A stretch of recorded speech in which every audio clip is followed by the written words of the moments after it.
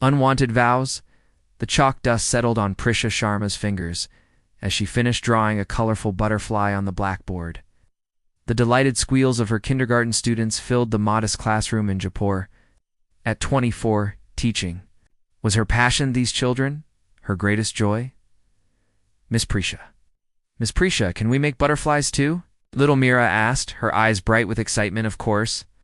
Everyone will make their own butterfly today, Prisha smiled, tucking a strand of wayward hair behind her ear. The afternoon sun streamed through the windows of the village school where she had taught for 3 years since completing her education. Degree. Life was simple but fulfilling until her phone vibrated with a message that would change everything. Come home immediately. Important family matter. Her father rarely texted. Something was wrong. An hour later, Prisha sat stunned in their modest living room, her hands trembling around a cup of chai that had long gone cold. I don't understand, she whispered, looking between her father, pale against the hospital pillows they'd brought home, and her Aunt Kavada, who had become the family's decision-maker since her mother's passing 5 years ago. Your father's business is bankrupt, Aunt Kavada explained bluntly. The medical bills from his heart surgery have depleted our savings. The bank will take our home within weeks. Her father avoided her eyes. I'm sorry, Beta. I tried to protect you, but marriage to a stranger? Prisha's voice cracked. Aunt Kavada pushed forward a business magazine.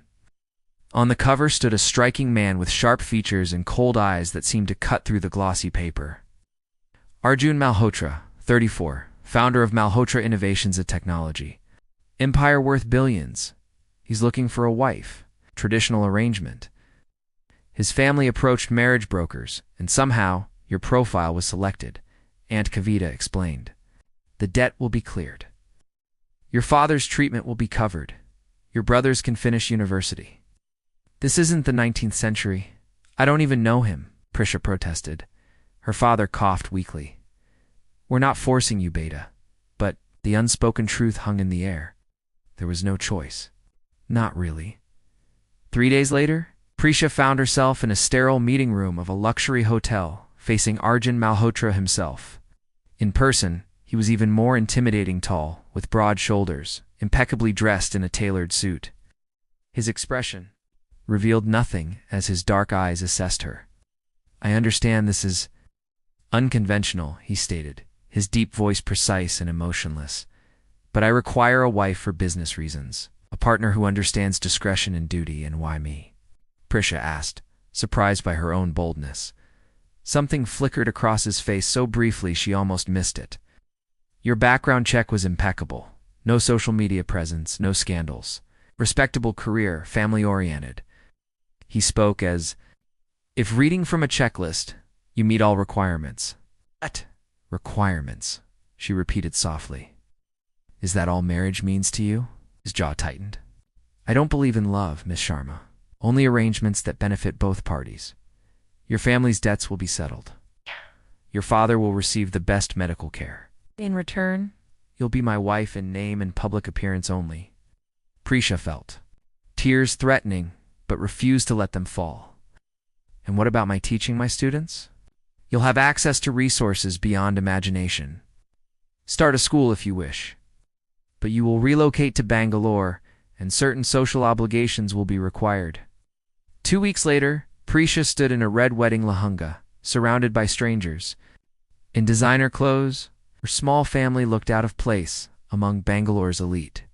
As she completed the 7 sacred circles around the ceremonial fire with a man who remained a stranger, Prisha wondered if she had made the greatest mistake of her life that night.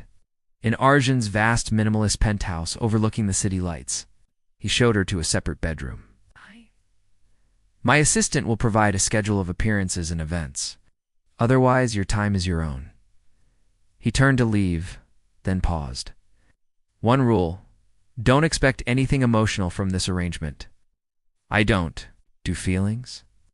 As the door closed behind him, Prisha sank onto the unfamiliar bed. She had entered a gilded cage married to a man whose heart seemed as unreachable as the stars, visible through the floor-tootling windows of her new prison. Yet somewhere beneath her fear and uncertainty, a small, stubborn spark refused to die. She hadn't chosen this path, but perhaps she could still find purpose within it. After all, she had spent her life nurturing the potential in others. Perhaps even the coldest heart could be taught to feel again. Part 2. Frost and embers morning light streamed through the automated blinds of Prisha's bedroom, programmed to rise at exactly 7 a.m. after 2 weeks in Arjun Malhotra's Bangalore penthouse. She still felt like an intruder in someone else's life. The apartment occupied the entire top floor of the Malhotra. Toa, sleek monument of glass and steel in the heart of the city's financial district. Everything was immaculate, modern, and utterly impersonal. No photographs, no mementos, nothing to suggest a life beyond business acquisitions and corporate success. Prisha padded barefoot into the kitchen, where she found Lakshmi, the housekeeper, already preparing breakfast. "Good morning, Lakshmi." Prisha smiled warmly. The older woman's eyes widened slightly. "Good morning, madam." "Madam, please, just Prisha," she insisted for the 10th time. "What does Mr. Malhotra usually have for breakfast?" Lakshmi hesitated. "Sir doesn't eat breakfast here. He leaves for the office at 6 a.m. and doesn't return until late." This explained why Prisha had barely seen her husband since their wedding. Night. They were like ghosts haunting the same space at different times. "Does he eat properly at all?" Prisha asked, noting the barely touched refrigerator. "He has meals delivered to the office," Lakshmi replied, her expression carefully neutral. "His assistant Vikram manages everything." Over the next hour, Prisha learned more about her husband from the housekeeper than from the man himself. Arjun worked 18-hour days. He never took vacations, held meetings on weekends. His only indulgence was a nightly glass of single malt whiskey, which he drank alone on the terrace regardless of weather. "He wasn't always this way," Lakshmi said softly, then caught herself. "I'm sorry, it's not my place. Please, Prisha." Touched the woman's weathered hand. "I'd like to know," Lakshmi sighed. "I've worked for Mr. Malhotra since he bought this building 8 years ago. It was different than driven. Yes, but he smiled sometimes. Then the betrayal happened. Betrayal. His business partner and childhood friend, Rohan Kapoor.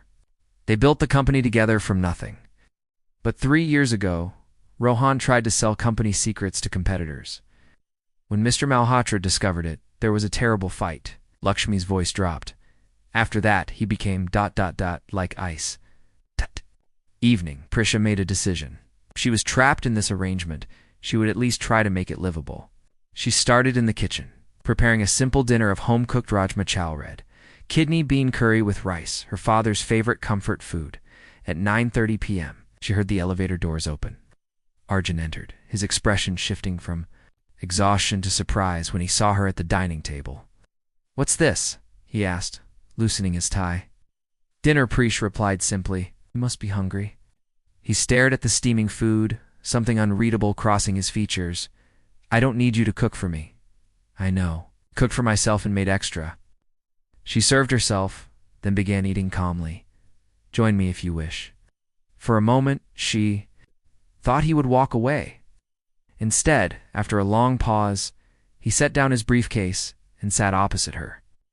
They ate in silence, but she noticed how quickly he finished his portion. "Thank you," he said stiffly, standing to leave. "But don't make a habit of waiting up." The next morning, Prisha ventured on to the neglected terrace garden. Once designed to be an urban oasis, it was now filled with withered plants and expensive planters. She spent the day clearing dead foliage and ordering new seedlings, losing herself in the therapeutic work. "What are you doing?" Arjun's voice startled her 3 days later. He stood at the terrace doorway watching her plant, marigolds soil-stained and sweaty. Prisha looked up, giving these plants a second chance. "They're just plants." "Nothing is just anything," she replied. "Everything deserves care." He frowned. "The landscaper would charge thousands to do what I'm doing for free," she finished. "I enjoy it, unless you object." His eyes narrowed slightly, as though trying to detect a hidden agenda. Finding none, he nodded once. "Do what you want with the plants." Small victories came slowly. Prisha discovered Arjun's assistant Vikram was the gateway to understanding her husband's world. She brought homemade snacks to Arjun's office one afternoon, ostensibly as a courtesy. Vikram, a serious young man with perpetually worried eyes, initially treated her with formal suspicion. "Mr. Malhotra doesn't like interruptions," he warned. "It's not an interruption if he doesn't know I was here." Prisha smiled, offering Vikram a container of shakli. "These were my mother's recipe." By the third visit, Vikram was sharing Arjun's schedule and accepting her food with genuine appreciation. "He has back-to-back meetings until 8 p.m., he confided. "He hasn't eaten since breakfast." "Then these samosas might improve his mood," she replied. Leaving the carefully packed container, that night, Arjun returned earlier than usual. He found Prisha reading in the living room. "Your samosas were good," he said abruptly. She looked up, surprised. "Thank you." "Vikram says, you've been bringing food to the office. Is that a problem?" she asked carefully. He studied her, those dark eyes searching for deception. "Why are you doing this?" "Because this is my life now too," she answered. "Honestly, I'm trying to make the best of it." "I told you not to expect you. Told me not to expect emotions from you," she interrupted gently. "You didn't say I couldn't be kind to you anyway." Something shifted in his expression, not softening exactly, but a fractional change in the impenetrable facade. Without another word, he turned and walked to his study, closing the door firmly behind him. 2 days later, Prisha found a gardening catalog in premium soil delivered to the terrace with no note. The following week, state-of-the-art kitchen appliance she had mentioned in passing appeared on the counter. They were silent offerings, acknowledgments without vulnerability. Arjun still maintained his distance, still worked impossible hours, still retreated to his study each night. But occasionally, she would catch him watching her from doorways or across rooms with an expression she couldn't quite name. It wasn't affection, not yet, but perhaps it was curiosity, the first embers, fighting against the frost. Thawing barriers, the charity gala invitation arrived on embossed cardstock. Delivered by Vikram himself one afternoon in early October. "The annual Bangalore Children's Foundation benefit," he explained as Prisha examined the elegant invitation. "It's Mr. Malhotra's most important social appearance of the year." "I didn't realize Arjun was involved with children's charities," Prisha said, surprised. Vikram adjusted his glasses. "He's their largest anonymous donor, has been for 7 years." That evening, when Arjun returned home earlier than usual, Prisha was waiting in the living room. "Why didn't you tell me about the foundation?" she asked without preamble. He paused, briefcase still in hand. "It wasn't relevant to our arrangement. It's in 3 days. I have nothing suitable to wear as your wife." Something like resignation crossed his features. "Vikram will arrange a shopping appointment. Whatever you need." He turned to leave. "Why? Children?" she asked softly. Arjun stopped, his back to her. For a moment, she thought he might ignore the question entirely. "'Cause no child should feel unwanted," he finally said, so quietly she almost missed it. Then he disappeared into his study. Conversation closed. The stylist arrived the next morning with racks of designer gowns, jewelry that cost more than Prisha's former yearly salary.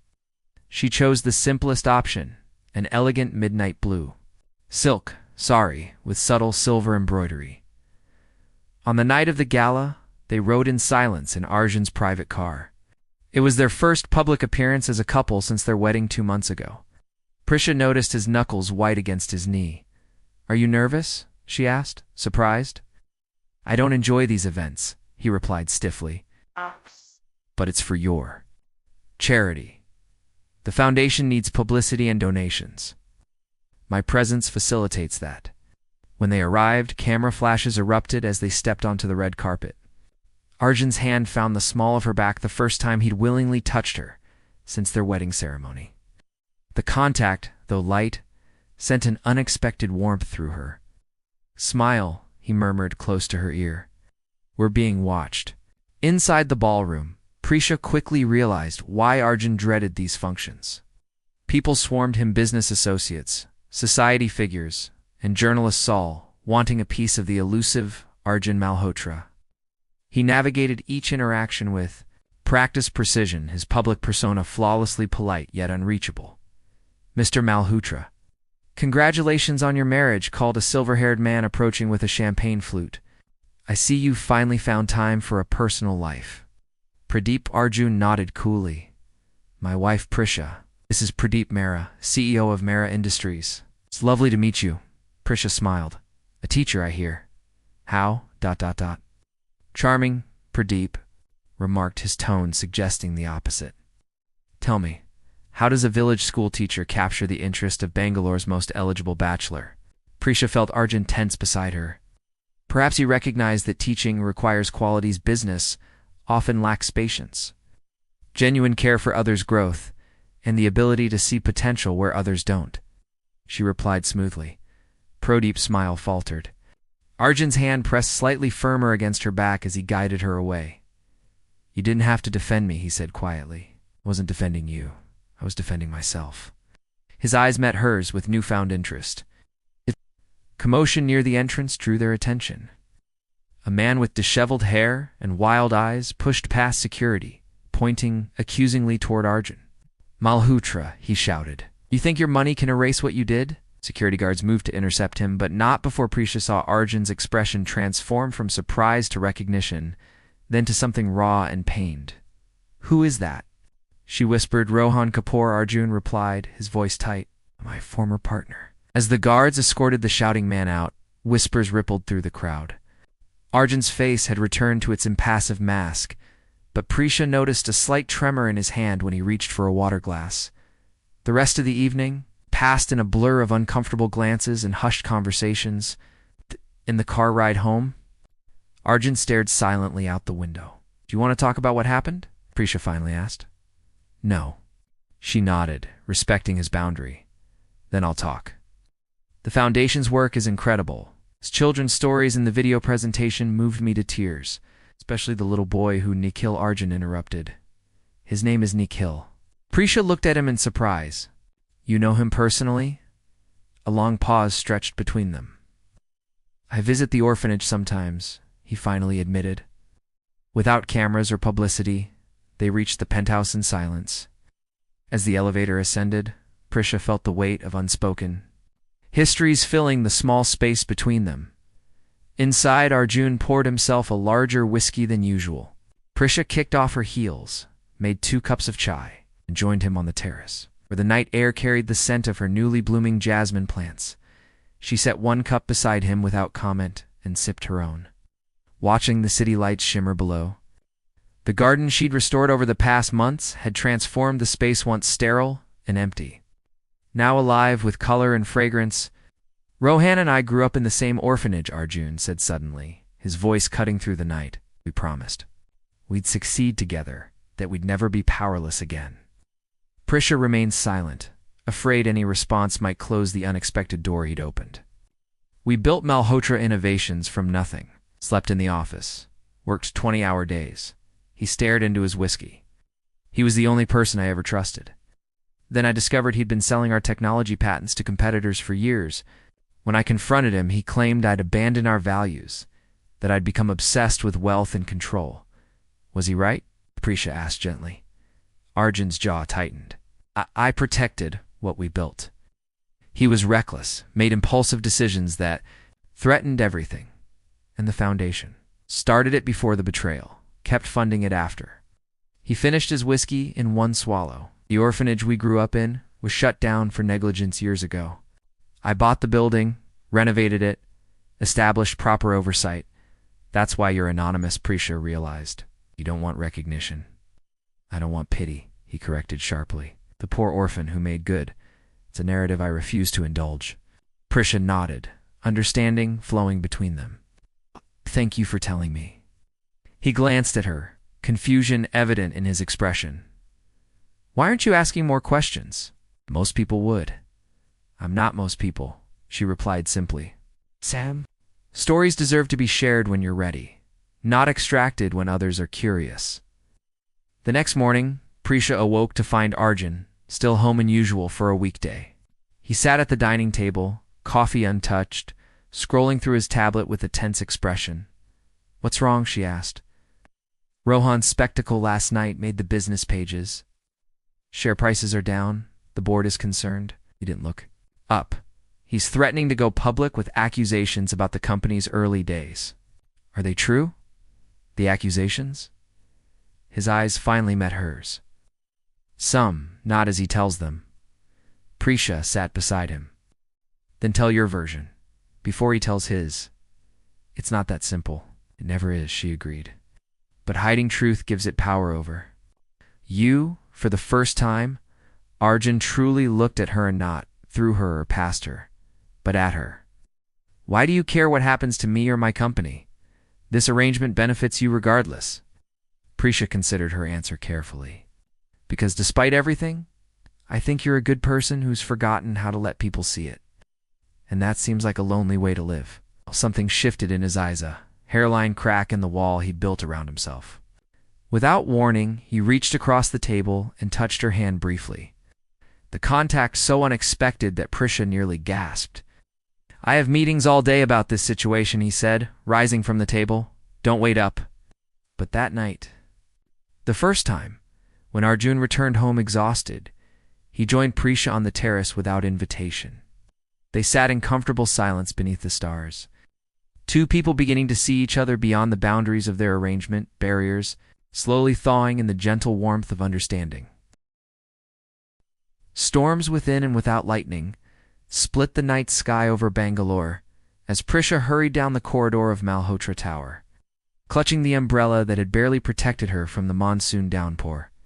It was nearly midnight, and the executive floor was deserted except for the glow emanating from Arjun's office at the end of the hall.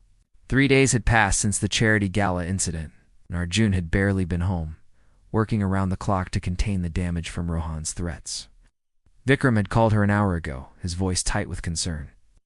He hasn't eaten all day, Mrs. Malhotra. He won't listen to me. The formal title still felt strange to her ears. I'll bring something, Vikram.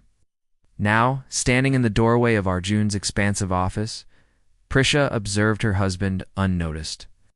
His normally impeccable appearance had deteriorated, tie loosened, sleeves rolled up, hair disheveled from repeatedly running his fingers through it.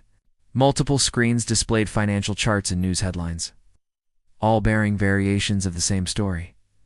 Trouble at Malhotra Innovations. Co-founder alleges fraud. You should be home, Arjun said without looking up, somehow sensing her presence. So should you, Prisha replied, setting down a container of homemade khichdi and fresh mango lassi on his desk. Eat something. He glanced at the food, then back at his screens. I don't have time. 15 minutes won't change the situation. She pulled up a chair opposite him. But it might change how clearly you see it. Something in her tone, not pleading or demanding, but matter of fact, made him reluctantly reach for the container. The board is meeting tomorrow, he said between bites. Rohan's given an interview to Business Today. It publishes in the morning. What exactly is he alleging?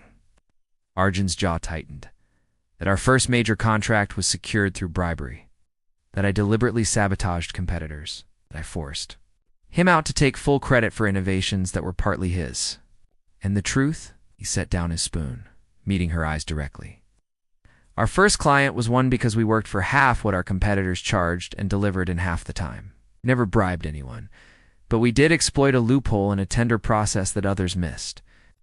As for innovations, yes, some were collaborative, but Rohan wanted to rush imperfect products to market. I insisted on testing that saved lives. Thunder rumbled outside as rain lashed against the floor-to-ceiling windows. Why does he hate you so much? Prisha asked softly. Arjun was silent for so long she thought he might not answer. We weren't just business partners, he finally said, his voice low. Rohan was like my brother.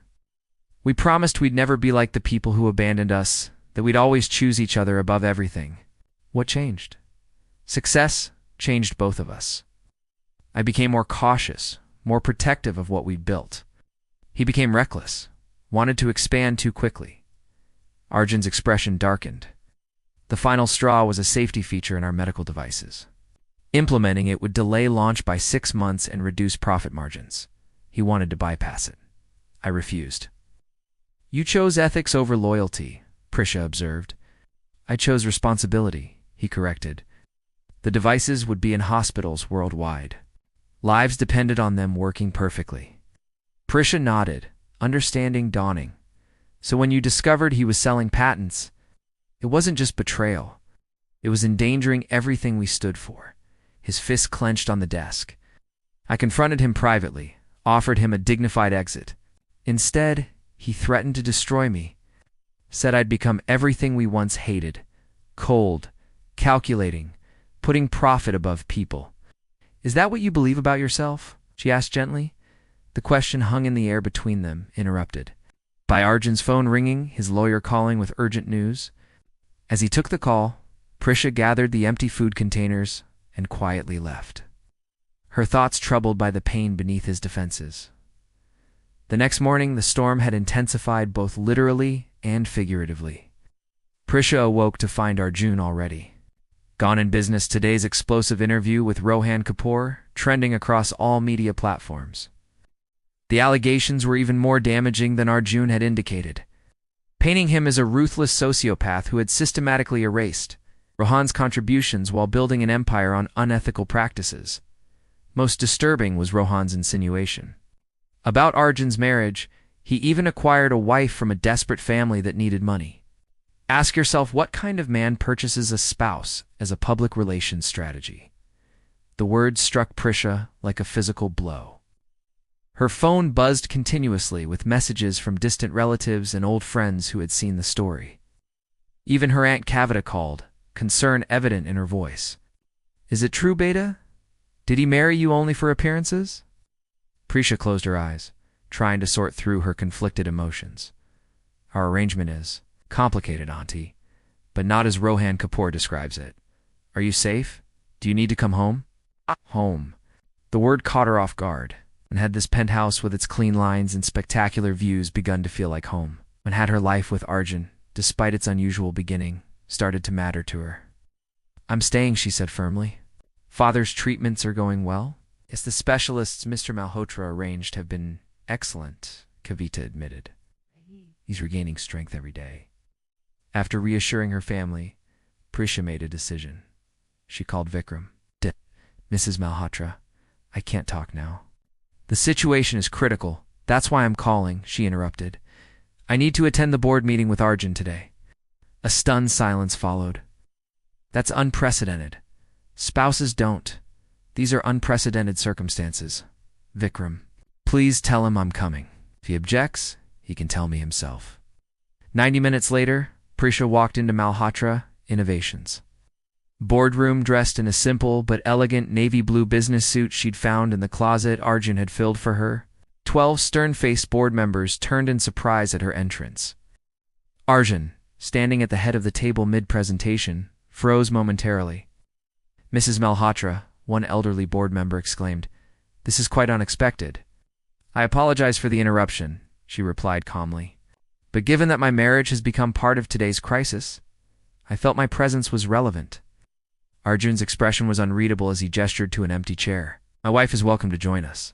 Da.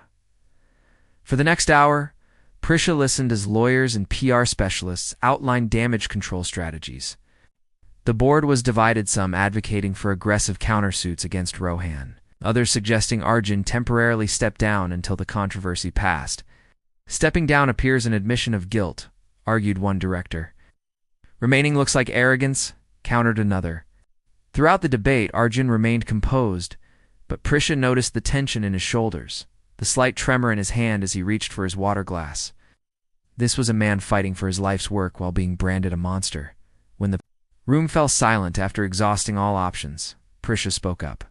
"May I offer a perspective?" Surprised glances were exchanged, but Arjun nodded. "Mr. Kapoor's allegations paint my husband as cold, calculating, and devoid of human connection," she began. "His most damaging claim isn't about business practices, it's about character. He's attacking the man, not just the CEO." She looked directly at Arjun as she continued. "The public doesn't know the man who anonymously funds an orphanage. They don't see him visiting children without cameras present. They don't know he insisted on safety features that saved lives, even when it cost profit." "What are you suggesting, Mrs. Malhotra?" asked the PR director. "Stop hiding Arjun's humanity behind corporate statements. Let people see what I've seen: a man committed to doing what's right, even when it's difficult." She took a breath. And regarding our marriage, let me address that personally in a joint interview. The boardroom erupted in overlapping voices, concerns, questions, objections. Through it all, Arjun's eyes remained locked with Prisha's, something new and uncertain in their depths. When they finally returned home that evening, the rain had stopped, leaving the air heavy with moisture and unspoken words. They stood on the terrace where Prisha's garden had weathered the storm, some flowers beaten down, but roots holding strong. "You didn't have to defend me today, Arjun," said quietly. "I wasn't just defending you," she echoed her words from the gala. "I was defending us." He turned to face her fully. "There is no us, Prisha. There's an arrangement." "Stop," she interrupted, surprising both of them with her firmness. "If that were true, you wouldn't look at me the way you do when you think I don't notice. You wouldn't remember how I take my tea or leave engineering journals about educational technology on my nightstand." Accidentally, a muscle twitched in his jaw. "What do you want from me?" "Honesty," she answered simply. "Yeah, about business or Rohan or the past." "Honesty about what's happening between us now." Lightning flashed in the distance, illuminating his face, the careful control slipping to reveal something vulnerable and afraid. "I don't know how to do this," he admitted, voice barely audible. Prisha stepped closer, close enough to feel the warmth radiating from him. "Neither do I, but I think that's where trust begins." For a breathless moment, they stood at the precipice of something neither had planned for in their careful arrangement. Then, with the gentleness of a man handling something infinitely precious, Arjun reached out and touched her cheek, a single point of contact that held all the complicated truth of what had grown between them despite every barrier. Outside, storm clouds began to clear, revealing glimpses of stars above the city, lights distant. Possibilities emerging from darkness. Asterisk harmonies of the heart-morning sunlight streamed through the windows of the penthouse, casting golden patterns across the bedroom floor where Prisha sat cross-legged, surrounded by news articles and interview requests. 2 weeks had passed since the board meeting. The media storm around Malhotra Innovations had transformed entirely. Their joint interview where Prisha spoke candidly about their arranged marriage, while Arjun revealed the safety decisions that had sparked his conflict with Rohan, had shifted public perception dramatically. Medical professionals had come forward, confirming lives saved by the very safety features Rohan had wanted to bypass. Former employees shared stories of Arjun's quiet integrity. Even the financial markets had responded, with share prices not only recovering, but reaching new heights. Yet the most profound change wasn't in public opinion or company fortunes, but within the walls of their home. The sound of the bedroom door opening made Prisha look up. Arjun stood there, coffee mug in hand, dressed casually in a t-shirt and lounge pants, a weekend look she'd never seen during their first months together. "I made you chai," he said, setting a steaming cup beside her. "You've been working on this since dawn," she smiled, taking the cup gratefully. "The Children's Foundation has received over 5 million rupees in new donations since our interview. We're organizing a proper thank you to each donor." Arjun sat on the edge of the bed, watching her with an expression that still surprised her. Open, warm, curious. "You didn't have to take that on." "I wanted to." She gathered the papers into a neat stack. "Besides, I've been thinking about what comes next." "Next? For me professionally? I miss teaching." She hesitated, then continued. "I've been researching educational programs for orphan children. There's a significant gap in specialized teaching for kids with trauma backgrounds." Interest sparked in his eyes. "You want to develop a program? More than that, I want to create a teacher training institute focused on trauma-informed education." Her voice grew animated as she outlined her vision. "We could partner with the foundation, implement pilot programs at the orphanage, then expand nationally." He repeated softly. Prisha felt heat rise to her cheeks. "I meant I could, if you think it's worthwhile." Arjun set his coffee down and moved to sit beside her on the floor, their shoulders nearly touching. "I think it's brilliant. The foundation has the resources. The children need exactly what you're describing." His hand found hers, fingers intertwining. "Naturally, we should start immediately." The casual "we" wasn't lost on Prisha, nor was the gentle stroke of his thumb across her knuckles, a small gesture that reflected the gradual transformation of their relationship. What had begun as brief, Hesitant touches had evolved into something more comfortable, more intentional.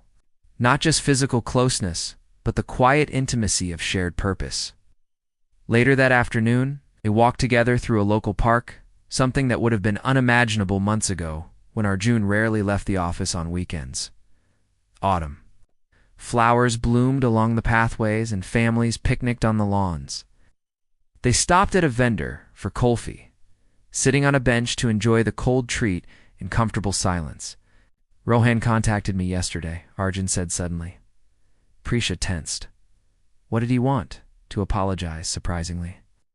He stared into the distance. The media backlash against him has been significant. His investors have pulled out. Are you going to meet with him? Arjun considered this. Eventually, perhaps. Not yet. He turned to face her. For years, I defined myself by that betrayal, used it to justify keeping everyone at a distance. And now, she asked softly. A small smile touched his lips. Now I'm sitting in a park eating kulfi with my wife, discussing our foundation and her teaching institute. Things change. A simple acknowledgement warmed her more than the afternoon sun. They continued their walk, hands occasionally brushing. The atmosphere between them charged with unspoken possibilities. That evening, as Prisha prepared dinner, another change in their routine as they now cooked together most nights, rather than eating separately, Arjun received an urgent call. She'd listened to his side of the conversation, noting the tension creeping back. Into his voice. What is it? She asked when he ended the call. A problem with the new medical device launch in Singapore. I need to go there tomorrow. He hesitated. It might be several days. I understand, she nodded, turning back to the stove. Prisha, something in his tone made her look up. Come with me.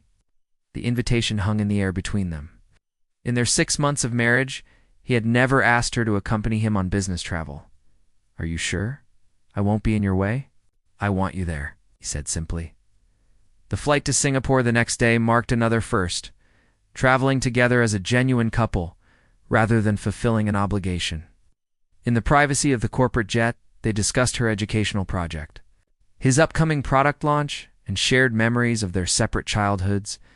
Each revelation, each story exchanged, formed another thread in the tapestry of understanding they were weaving between them. In their hotel suite that night, after Arjun returned from emergency meetings, Prisha was sketching curriculum plans. On the balcony overlooking the Singapore skyline, he joined her, loosening his tie and pouring 2 glasses of wine. You're still working, he observed. So are you, she countered with a smile, accepting the glass. How was the meeting resolved? He leaned against the railing. The engineers implemented the solution I suggested. Of course they did. You're brilliant at what you do. He studied her over his wine glass. See the best in people, don't? You even me from the beginning. I see people as they are, she corrected gently. Both the best and worst. You're not the cold man the world thinks you are, Arjun. Nor are you perfect. You're human, complicated, and worth knowing. Something shifted in his expression, a decision being made. He set down his glass and took both her hands in his. There's something I need to tell you, something I should have told you months ago. Prisha felt her heart quicken. What is it? Our marriage wasn't as random as you believe. His voice was low, intent. I saw you a year before we met Tata Teachers Conference in Delhi, where you spoke about inclusive education methods. I was there funding educational technology initiatives. Confusion furrowed her brow. I don't understand. You were passionate, brilliant, and you spoke about reaching children others had given up on. Something resonated. His fingers tightened. Around hers, I looked into your background afterward, learned about your work, your family situation. Understanding began to dawn. You arranged it all. My father's loans being called in. No, he said quickly. That was genuine misfortune. But when I heard through business channels about your family's troubles, I created an opportunity. Prisha pulled her hands away, rising from her chair. So our marriage really was a business transaction. You identified what you wanted and acquired it.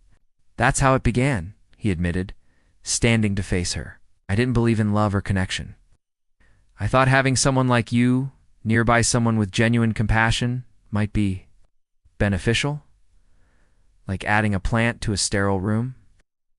Decorative element, she said flatly. Psst. His honesty was brutal. But you became so much more. You changed everything, Prisha. The way I see the world, the way I see myself. She turned away, looking out at the glittering city below as she processed his revelation. Why tell me this now? He moved beside her, not touching her, but close enough that she could feel his presence. Because I can't keep pretending this is still an arrangement. Not when. When she turned back, the raw vulnerability in his expression took her breath away. Not when I've fallen in love with you, he finished. The words clearly difficult for a man who had spent a lifetime guarding himself against. Exactly this kind of emotional exposure?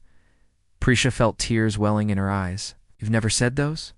Words before. I've never felt them before, he replied simply. I didn't know how. She studied him, this complex man who had orchestrated their meeting, yet found himself transformed by what followed. The boy who had grown up unwanted, the businessman who had built walls around his heart, the husband who was finally learning to let someone in. I should be angry, she whispered. You have every right to be. But I understand why you did it. She stepped closer, placing her palm against his chest, where his heart beat steadily beneath her touch. We both entered this marriage for practical reasons. The difference is what we've chosen to build since then. His hand covered hers, holding it against his heart. And what have we built, Prisha? A partnership? A friendship? She met his gaze. Directly, the beginning of love. The last word hung between them, fragile, powerful, transformative. Then Arjun did what he had never done in all their months together. He drew her gently into his arms, holding her as though she were the most precious thing in his universe. I don't deserve you, he murmured against her hair. Love isn't about deserving, she replied softly. It's about choosing, every day. I choose you, Arjun, not the arrangement. Not the security. You. Under the stars above Singapore, they sealed this new understanding with their first real kiss, tender and uncertain at first, then deepening with the release of long-held emotions. Two souls who had entered marriage as strangers now finding in each other exactly what they hadn't known they were seeking. 3 months later, on a clear winter morning, Prisha stood in the newly renovated classroom of what would become the Malhotra Institute for Trauma-Informed Education. Sunlight streamed through colorful curtains, illuminating learning stations designed specifically for children who had experienced abandonment and loss. She felt Arjun's presence before she heard him. Newfound awareness that had grown between them. It's perfect, he said, surveying the space. The first class starts next week. 20 children from the foundation. She nodded, excitement evident in her voice. And 15 teachers in training. He wrapped his arms around her from behind, resting his chin on her shoulder, casual intimacy that now came naturally. You've created something extraordinary here. We did, she corrected, leaning into his embrace. Together. As they stood in the quiet classroom that represented both their pasts and their future, Prisha reflected on the journey that had brought them here. A marriage that began as an unwanted obligation had transformed into a partnership of purpose, passion, and genuine love. Arjun turned her gently to face him, his expression more open than she could have imagined possible in those first cold days of their arrangement. I have something for you. From his pocket, he withdrew a small velvet box. Inside lay a simple gold band inlaid with tiny diamonds. We had a wedding, he said softly, but never a proposal, never a choice that was truly yours. He took her hand. Prisha Sharma Malhotra, now that you know me, truly know me, will you choose to stay? Not for any arrangement or obligation, but because you want this life we're building? Tears filled her eyes as she recognized the beautiful symmetry of the moment. The man who had once approached marriage as a business transaction now offering his heart completely. Asking for love rather than duty. She whispered as he slipped the ring onto her finger alongside her wedding band. 1,000 times, yes. Outside the classroom windows, students from the nearby school ran laughing across the playground. Inside, Two people who had found each other through the most unlikely of circumstances embraced their shared future built not on cold arrangements or practical considerations, but on the warmest, most impractical, and most powerful force of all, a love that had thawed the walls around a guarded heart and taught both of them that family could be chosen. Trust could be rebuilt, and even the most unwanted beginnings could lead to the most beautiful harmonies of the heart.